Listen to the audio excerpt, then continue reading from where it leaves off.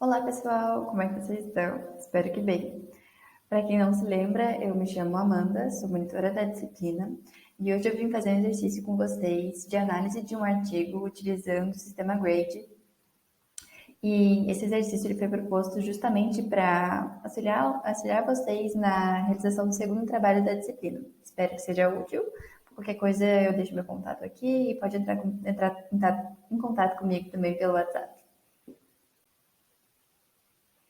Bom, o artigo escolhido foi esse estudo observacional, publicado na JAMA Surgery em dezembro de 2021, e numa tradução livre, seu título diria Associação entre a concordância de sexo de paciente e cirurgião com os desfechos pós-operatórios. O artigo também foi disponibilizado lá na pasta arquivo do Teams, se eu não me engano, está escrito artigos, e ele está lá para vocês, caso queiram acompanhar também. Bom, antes de ir diretamente para a análise, eu vou fazer um pequeno resumo do que se trata e de quais são os principais resultados do estudo. Bom, vou começar por seu desenho. Como eu disse, é um estudo observacional e ele tem um desenho peculiar que se chama de corte retrospectiva. Você pode perguntar, cortes não são sempre prospectivos? Nesse caso, não. Eu vou explicar para vocês. Ele é um estudo retrospectivo porque a coleta dos dados ela acontece posterior ao paciente já ter participado pela cirurgia e ter passado também pelo pós-operatório, de até 30 dias. Nesse caso desse estudo, os dados eles foram coletados a partir de prontuários dos pacientes que realizaram cirurgias lá no Canadá, em Ontário, de 2007 a 2019. Porém, ele continua sendo um estudo de corte, porque ele não coleta o dado desse paciente apenas uma única vez, mas ele faz um acompanhamento da cirurgia até esses 30 dias, que seria essa linha alaranjada, a qual trazendo uma linha do tempo.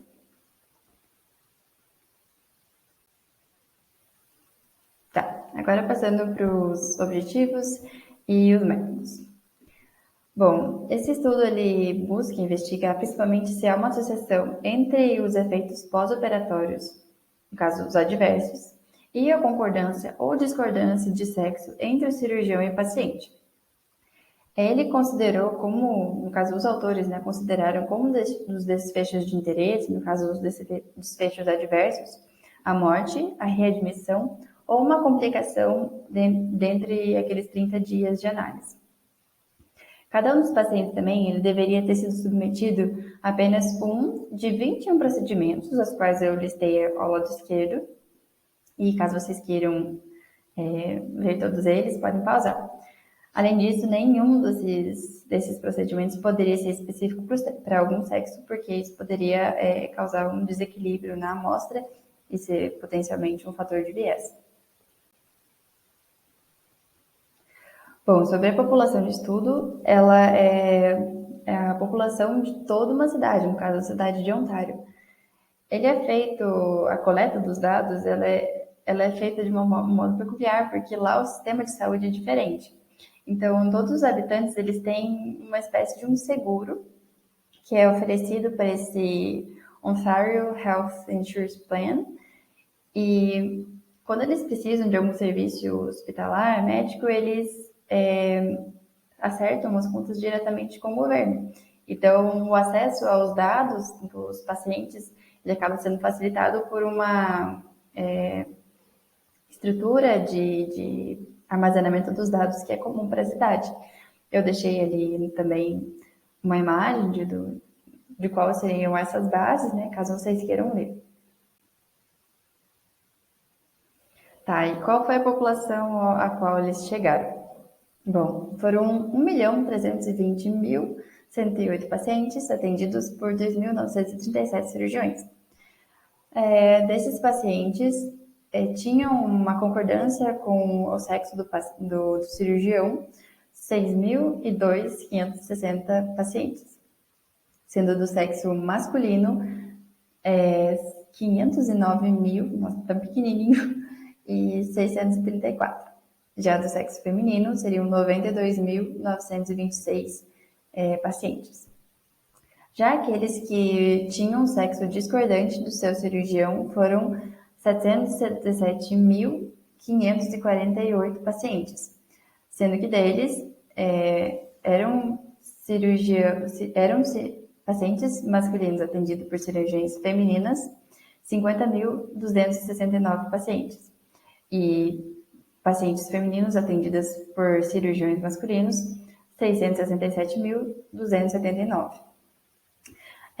A população que foi excluída desse estudo foram aqueles pacientes os quais que passaram por outros procedimentos no mesmo dia e que também tinham realizado algum procedimento cirúrgico anterior.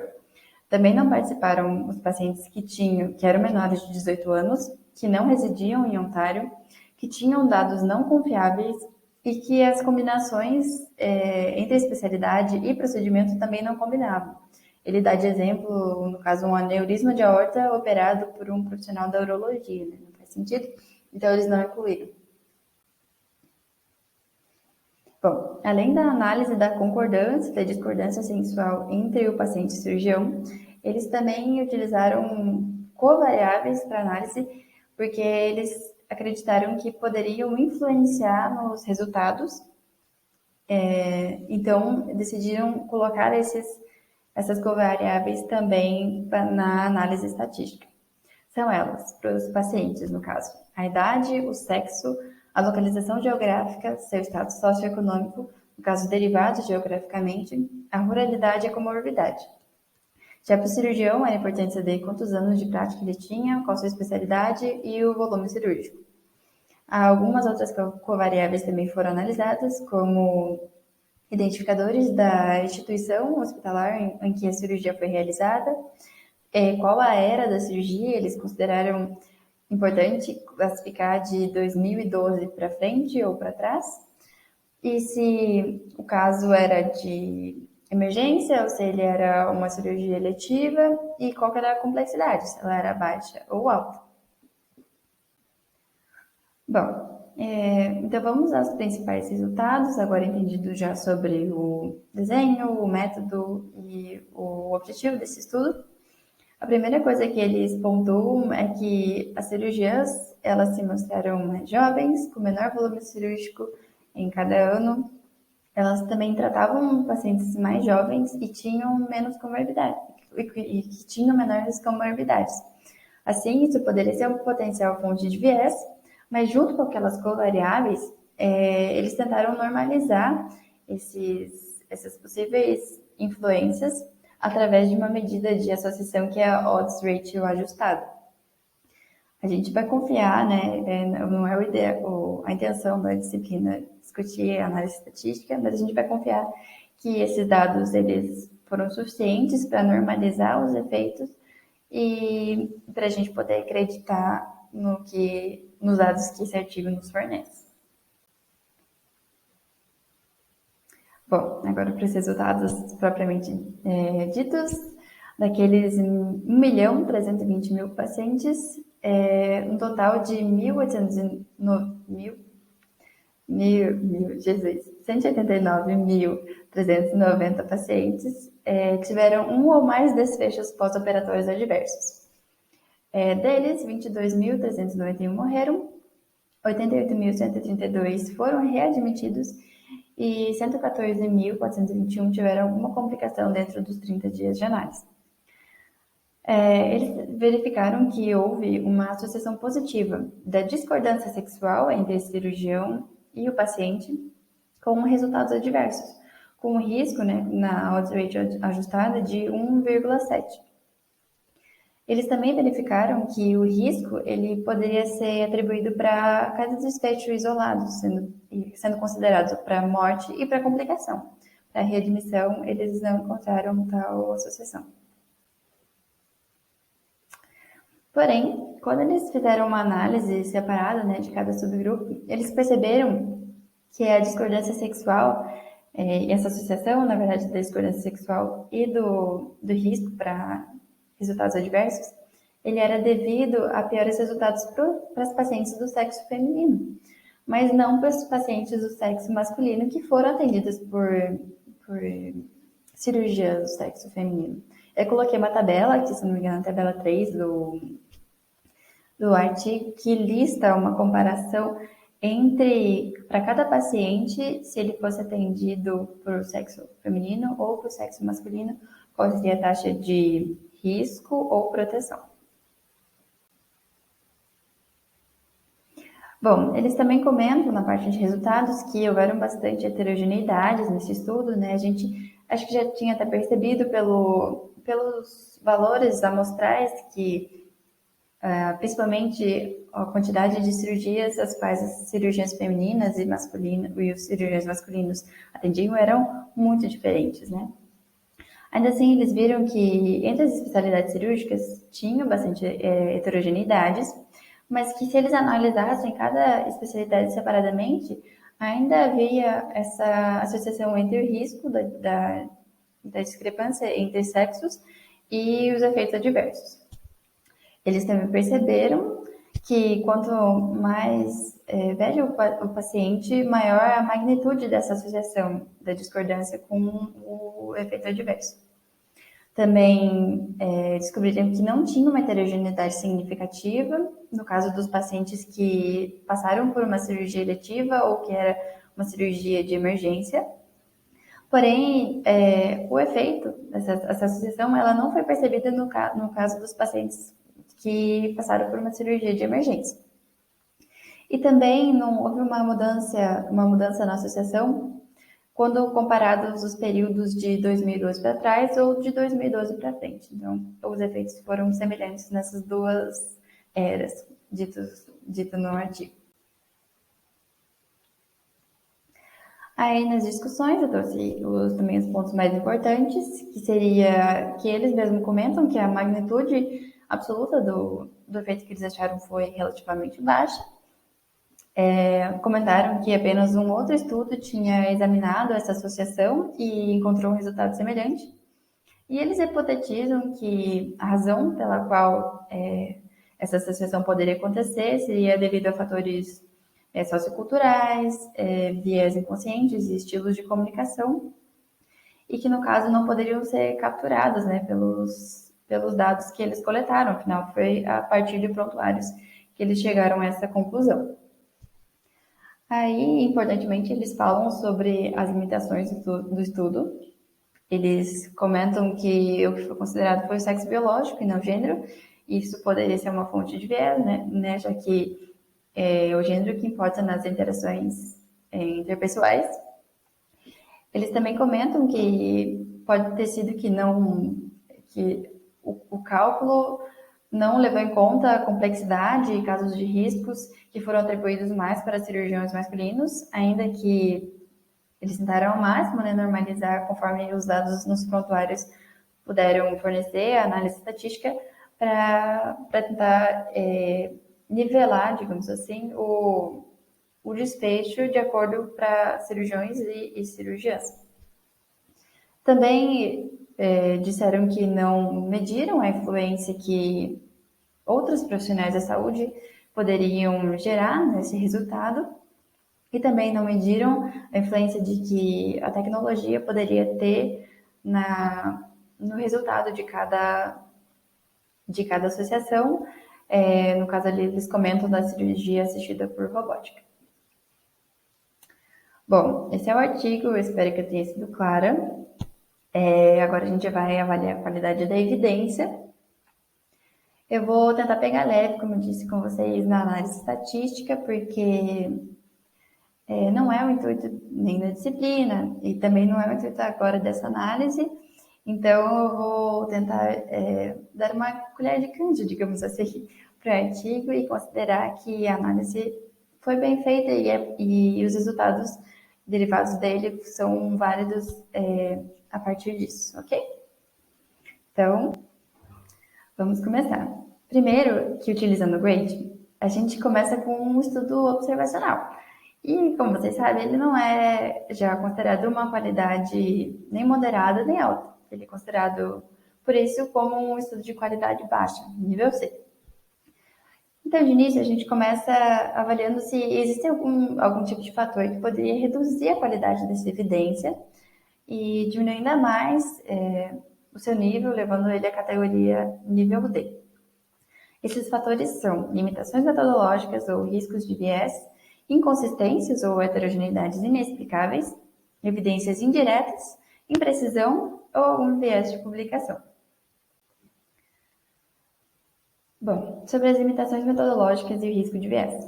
Se a gente estivesse falando de um ensaio clínico randomizado, vocês sabem que a gente utilizaria a escala de risco de viés da Cochrane. Mas não é o que acontece, né? Estamos num estudo de corte retrospectiva. Então, eu utilizei uma escala da Cochrane também, que se chama Robin-Zoom, que vai avaliar alguns fatores para ver se esse artigo ele pode ou não ter algum risco de viés. Vamos usar eles. Então, primeiro, o confundimento, né? Existem fatores de confundimento que estão dando esse resultado de associação?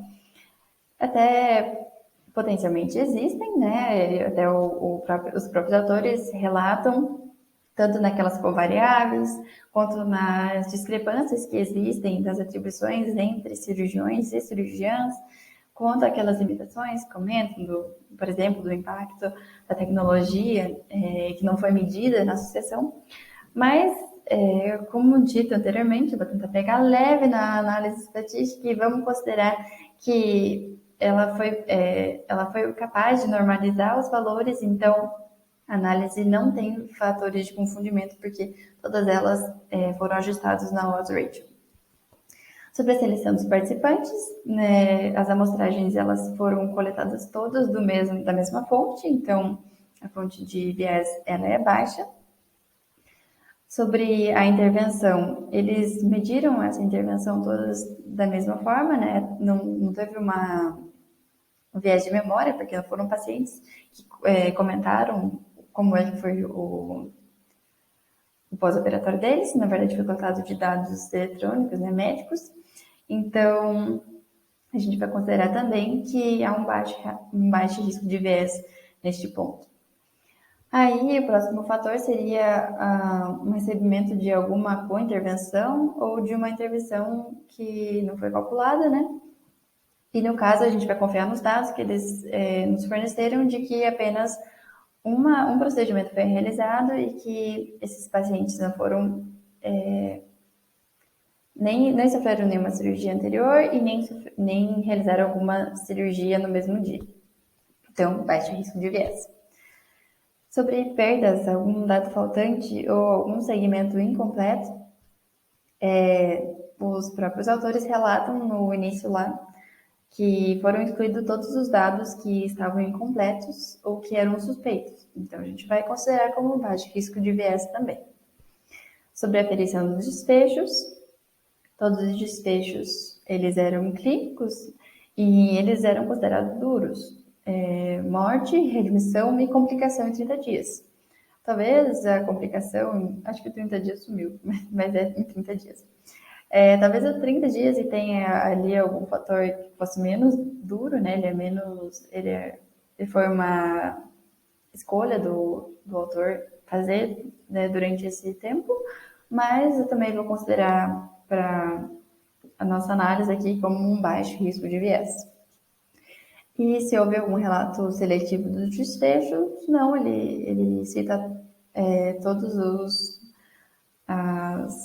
desfechos, né, que seriam de interesse, se vocês quiserem. Na verdade, eu comentei na discussão os resultados só parte do que eles comentam, né, eu tentei me focar no que é principal. Se vocês quiserem dar uma olhada lá depois, em tudo que eles comentam, acho que seria bem interessante. Então, vamos agora para o segundo fator que poderia contribuir, né, para a redução da nossa qualidade da evidência. Esse segundo fator seria a inconsistência ou uma heterogeneidade inexplicável.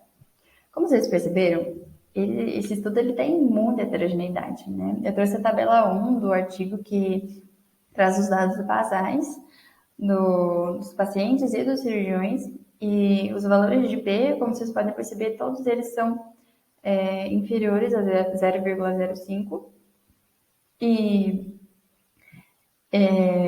a gente vai confiar, enfim, do que a análise estatística ela foi capaz de corrigir essa heterogeneidade, mas não dá para negar que esse eu acho que é o principal fator que deixa a gente em dúvida se realmente essa análise foi capaz de igualar todos os efeitos e medir somente a influência do sexo, da discrepância de sexos, para esses resultados aos quais os autores acharam. Os últimos fatores, né, que poderiam contribuir para a redução seria uma evidência indireta, que no caso não houve, né, porque todos os desfechos que eles mediram, eles eram clínicos e não tinham nenhum desfecho substitutivo, a priori, a princípio.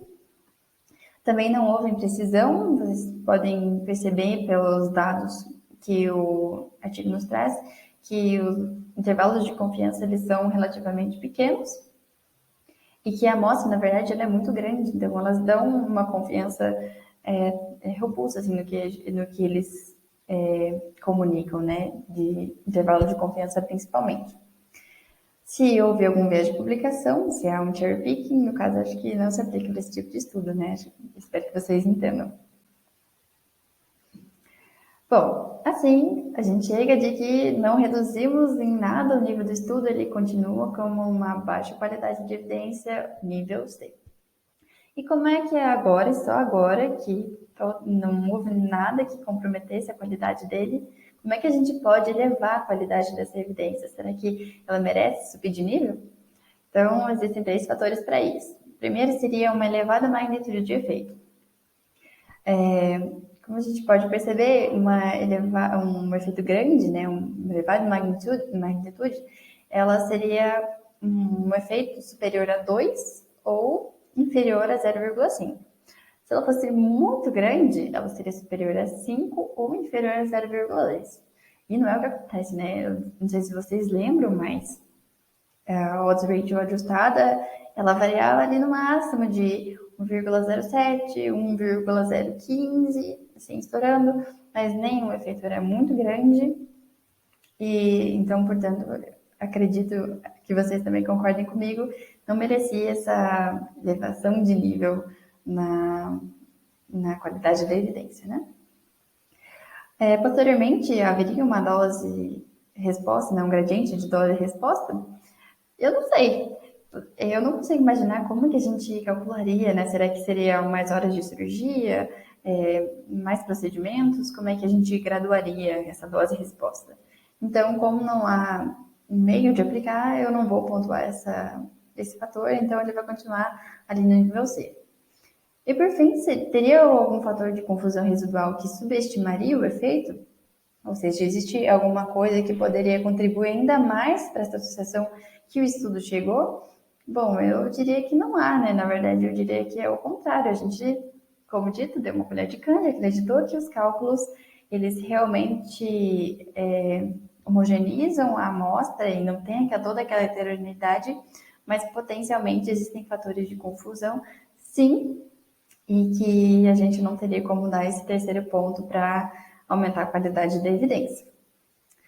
Ou seja, a nossa conclusão é de que o estudo continua nível C, um baixo nível de evidência. E vocês percebam que esse estudo ele foi publicado na JAMA Surgery, que eu notei aqui, o fator de impacto dela é de 14,76, é um fator de impacto alto, né? Então, é um estudo de baixa evidência, digamos, mas numa revista muito boa. E se vocês perceberem, foi um estudo honesto. Ele falou das suas limitações, ele teve um N amostral grande, né? Então, ele é um estudo bem desenhado, bem delimitado, mas que tem as suas limitações por causa do seu estudo, do seu desenho de estudo, por causa de sua heterogeneidade, que são fatores intrínsecos dos dados que eles coletaram, né? Bom, eu espero que tenha sido útil, eu espero que eu tenha me feito entender. Caso vocês tenham alguma dúvida, podem entrar em contato, né? Fico à disposição e espero que o trabalho de vocês também dê certo e que tenha ajudado, esse exercício tenha ajudado vocês a realizá-lo, tá bom? Um grande abraço a todos E até mais.